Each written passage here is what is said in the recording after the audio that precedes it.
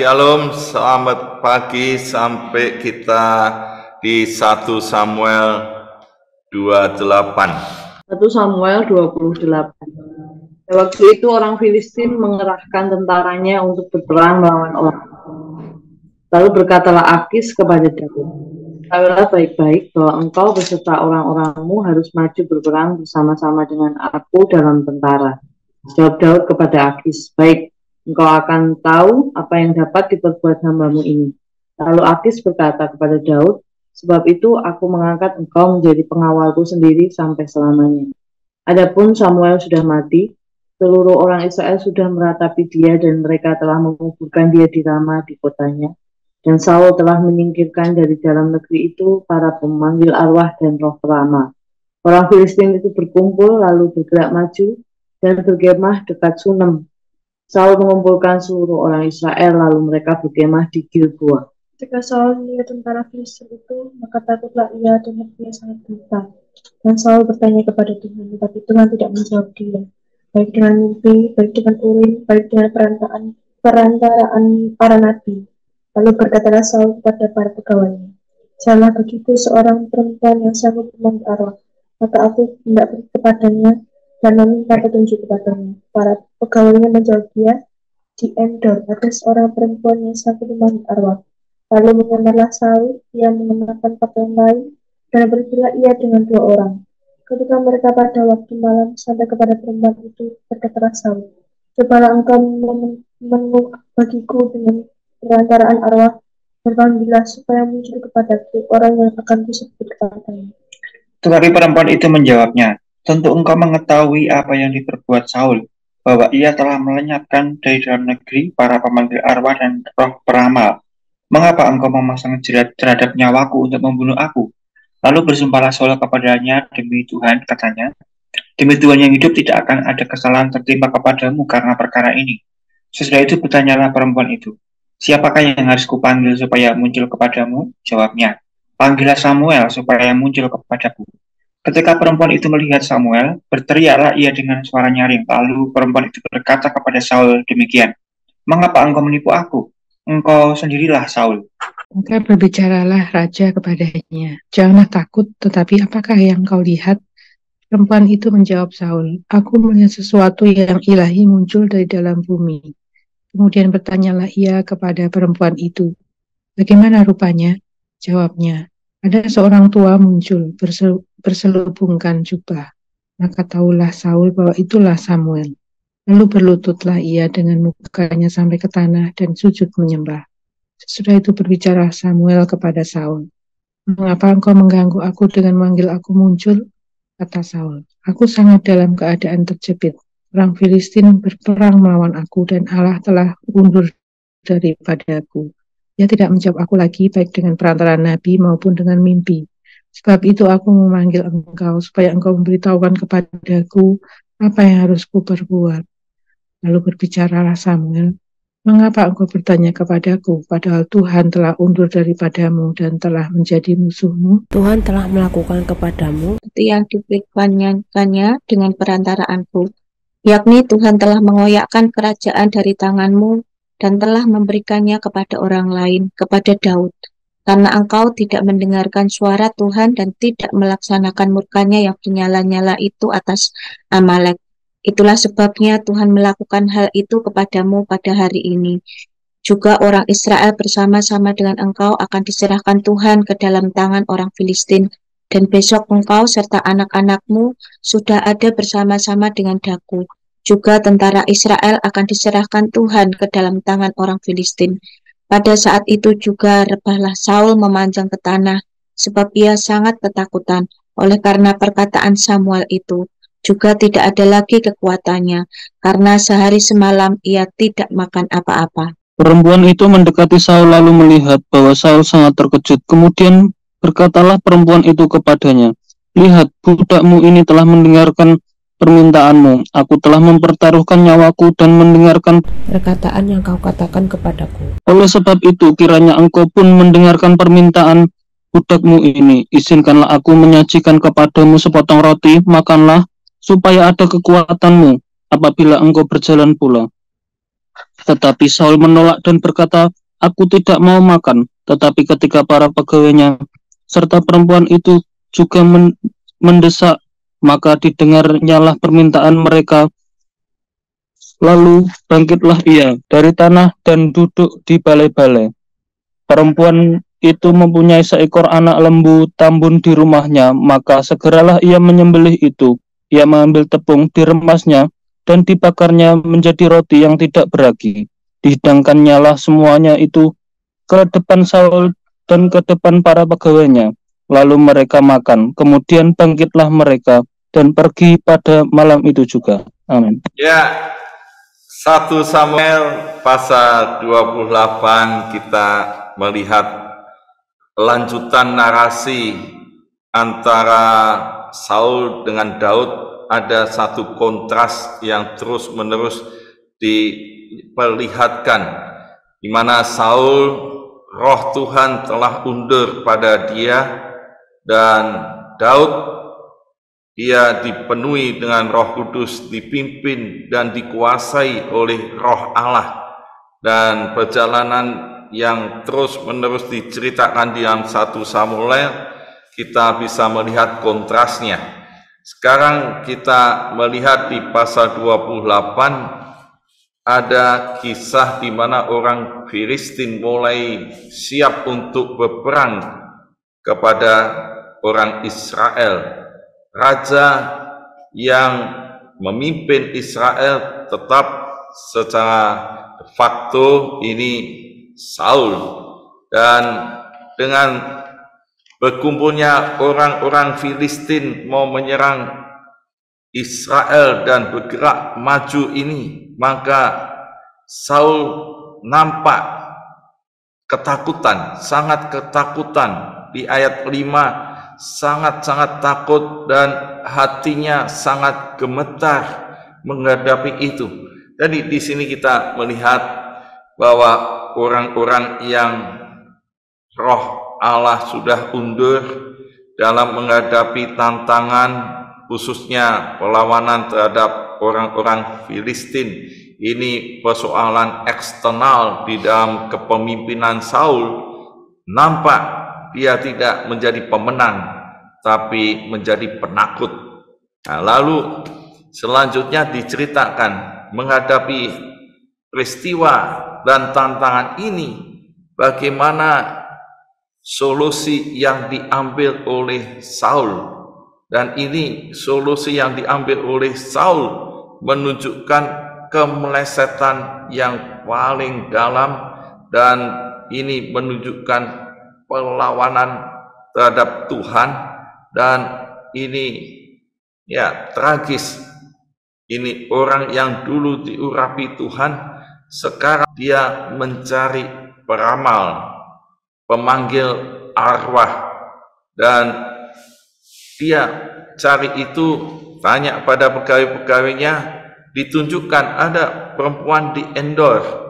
Padahal di ayat 3 sebelumnya Saul telah menyingkirkan dari negerinya para pemanggil arwah dan roh peramal. Dia sudah disingkirkan, tapi sekarang justru dia mencari untuk tahu jawabannya, apa yang harus dilakukan dalam menghadapi Filistin ini karena ketakutan.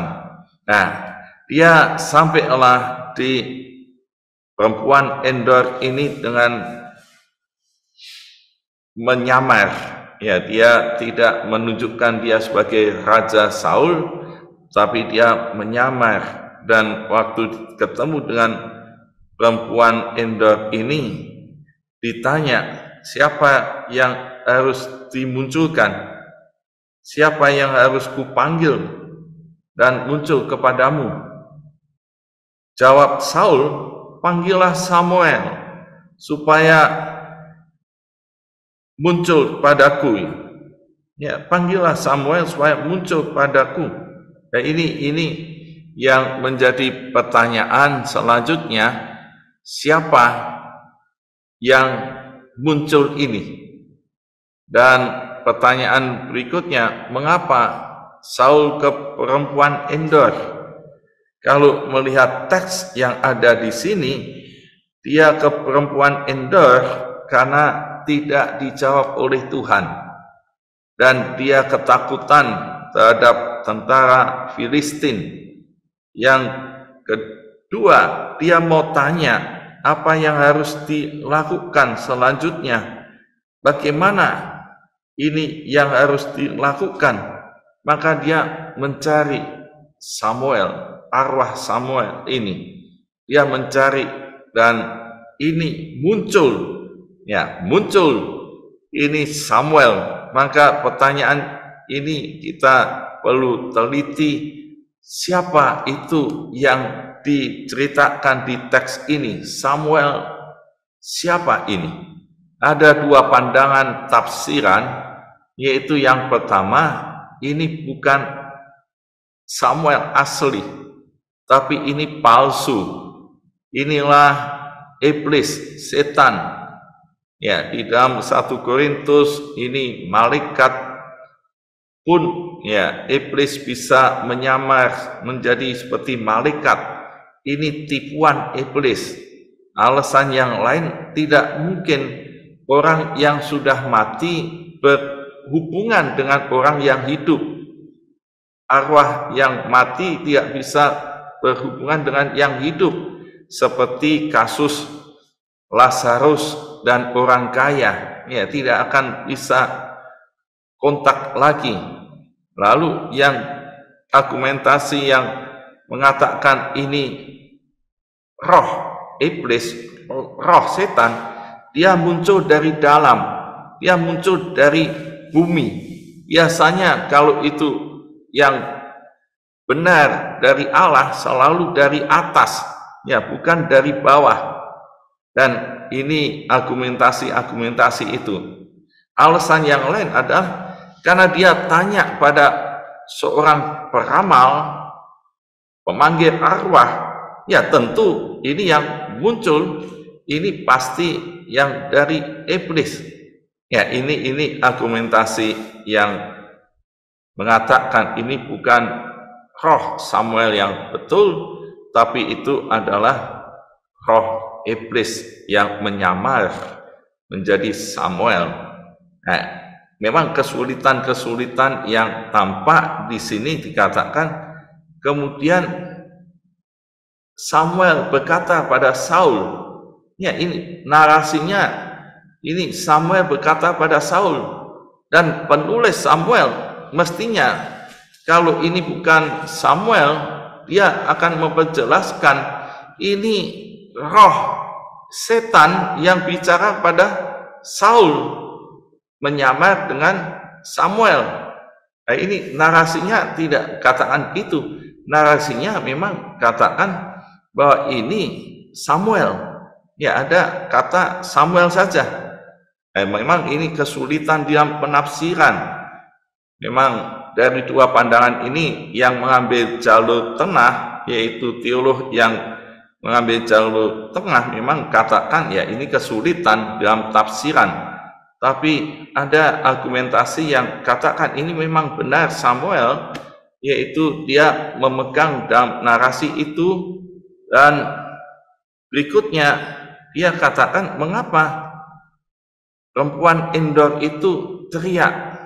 Pada waktu Samuel itu muncul, perempuan itu melihat Samuel. Katakan ini melihat Samuel, berteriaklah ia dengan suara nyaring, dan dia mulai tahu, yang tanya ini ternyata Saul. Dia teriak ketakutan, dan yang mengatakan ini benar, ini yang berkata Samuel, argumentasinya bahwa Musa dan Elia pun pernah muncul di gunung bersama dengan Tuhan Yesus. Ini yang membuat kesulitan. Memang bisa muncul kalau memang itu dari Tuhan. Dan yang lain adalah begini, persoalan kesulitan ini roh Samuel betul atau ini roh iblis yang memakai nama Samuel. Yang berikutnya adalah di ayat yang ke-19, ini kata Samuel dikatakan begini, juga orang Israel bersama-sama dengan engkau akan diserahkan Tuhan ke dalam tangan orang Filistin, dan besok engkau serta anak-anakmu sudah ada bersama-sama dengan daku. Dan besok ini bisa besok hari atau besok yang akan datang, ini menunjukkan nubuat. Dan waktu Samuel berkata pada Saul, dia sudah menubuatkan bahwa ini akan terhukum mati dan besok akan bersama-sama dengan daku, dan orang Israel juga ada dengan daku, artinya ini mati.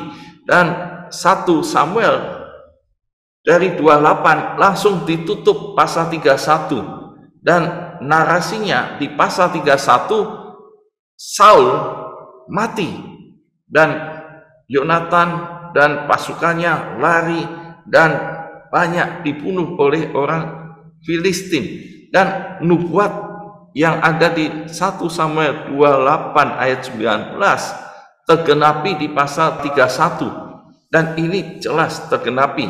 Berarti apa yang dikatakan oleh Samuel kepada Saul itu benar, ya, benar dan terjadi. Nah, di sini berargumentasi, ya, orang yang katakan ini roh Samuel betul, dia berargumentasi bahwa kalau itu iblis, ya, Yohanes 8 ayat 44 itu jelas, bapakmu itu iblis, itu pendusta dari awal dan pembohong, tidak ada yang ada kebenaran pada dia, dia selalu ingin membunuh. Maka kesulitannya, kalau ini ada roh iblis, apakah iblis ada kebenaran? Dan Yohanes 8:44 itu jelas katakan, ya, tidak akan ada kebenaran, dia selalu berdusta. Waktu menggoda Adam, ular itu juga itu bohong. Tapi iblis pada waktu dia menggoda Yesus, dia memutar balik ayat-ayat firman Tuhan dan selalu berlawanan dengan firman Tuhan. Lalu di fakta yang disampaikan oleh Samuel pada Saul pada waktu itu, semua yang disampaikan itu adalah kebenaran. Yang pertama, Tuhan telah undur daripadamu. Yang kedua, telah menjadi musuhmu. Yang ketiga, telah melakukan padamu seperti yang difirmankan dengan perantaranku. Yang berikutnya, Tuhan telah mengoyakkan kerajaan dari tanganmu dan telah memberikan kepada orang lain, yaitu kepada Daud, karena engkau tidak mendengarkan suara Tuhan, tidak melakukan firman Tuhan, ya, tidak melakukannya, tidak melaksanakan murkanya yang menyala-nyala itu atas Amalek. Itu sebabnya Tuhan melakukan hal itu kepadamu. Juga orang Israel bersama-sama dengan engkau. Ini selanjutnya. Tapi ayat atasnya itu Samuel mengatakan apa yang sudah dialami dan dikatakan oleh Saul, dan itu suatu kebenaran semua. Jadi ini yang menjadi argumentasi yang lain. Memang kata yang ilahi, ya, ada yang ilahi dari dalam ini, ya, ada yang ilahi, yaitu di ayat 13, aku melihat suatu yang ilahi muncul dari dalam bumi. Nah, ada ilahi di sini dalam bahasa Inggris, spirit, Ibraninya Elohim. Ini yang ilahi, ini ada kata Elohim. Nah, ini siapa yang ilahi ini? Ya, yang dikatakan ilahi. Dan ini dua pandangan yang di tafsir Alkitab untuk menunjukkan siapa yang bicara pada Saul di sini. Hanya kita akan melihat di sini dari narasi, ya, ini narasinya demikian, maka perlu dicari amanat teksnya. Amanat teks yang terutama, yang penting jelas, Saul sudah ditarik roh Allah itu undur daripadanya.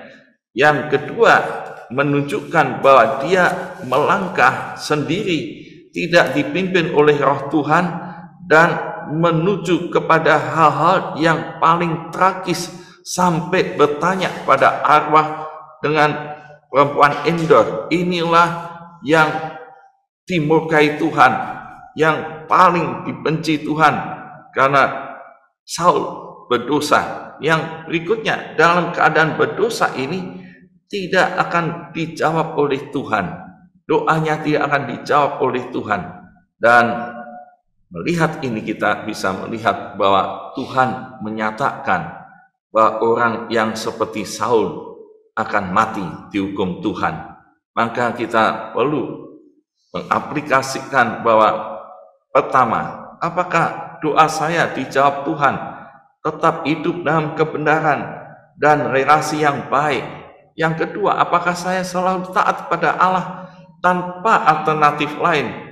Tidak mencari hal-hal yang alternatif untuk mengetahui akan masa depan, tapi bersama dengan Tuhan Yesus kita pasti. Amin. Tuhan Yesus memberkati. Mari saudara, pagi hari ini kita akan meresponi dengan pujian Yesus Kau Kebenaran, dan kita mau tetap hidup teguh di dalam kebenaran dan mentaati setiap firman Tuhan.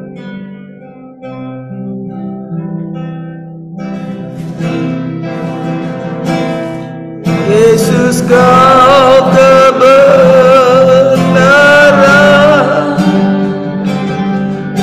yang menyelamatkanku,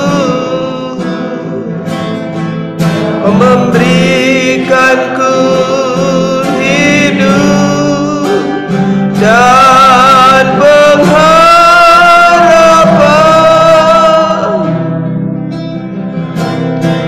Ku ikut kehendak-Mu, ku perlu anugerah-Mu,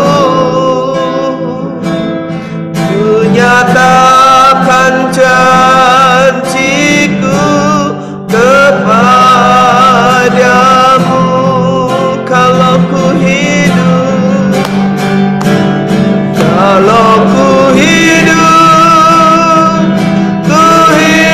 bagimu, hatiku tetap menyembahmu. Dunia tak bisa menjauhkanku dari kasih-Mu. Selama ku hidup bagimu, mataku tetap memandangmu. Dunia tak bisa menjauhkanku dari kasih. Mari kita mengucap syukur kepada Tuhan untuk setiap kebenaran firman Tuhan yang selalu menjaga kita dari segala yang jahat, supaya kita tetap teguh, tidak mudah tergoyahkan, khususnya ketika kita harus mengambil keputusan, supaya kita boleh terus bertanya Tuhan dan kita tetap taat dan setia kepada Tuhan. Mari kita bersama berdoa. Bapa di surga, aku mengucap syukur untuk firman Tuhan yang mengingatkan untuk hidup di dalam kebenaran, tidak mudah goyah dan tidak bertanya kepada yang lain kecuali kepadamu ya Tuhan. Di saat kami harus mengambil keputusan-keputusan penting, supaya kami tahu Tuhan bahwa hanya Engkau saja yang kami pegang, hanya firman-Mu Tuhan yang kami pegang, yang kami taati, tidak ada yang lain. Jikalau ada hal yang membuat kami ragu-ragu terhadap Engkau, yang membuat kami khawatir, yang membuat kami takut, Biarlah Tuhan kami mau serahkan di dalam tangan Tuhan. Biarlah kami dipenuhi dengan iman percaya kepada janji Tuhan. Kami bertanya kepada Tuhan dan Tuhan berkenan menjawab doa-doa kami. Berkati ya Tuhan setiap kami yang saat ini sedang mencari keputusan dari Tuhan, supaya Tuhan bicara, Tuhan teguhkan, supaya hanya yang daripada Tuhan yang ditaati. Terima kasih Tuhan, berkati kami. Terima kasih, di dalam nama Yesus kami berdoa, kami mengucap syukur.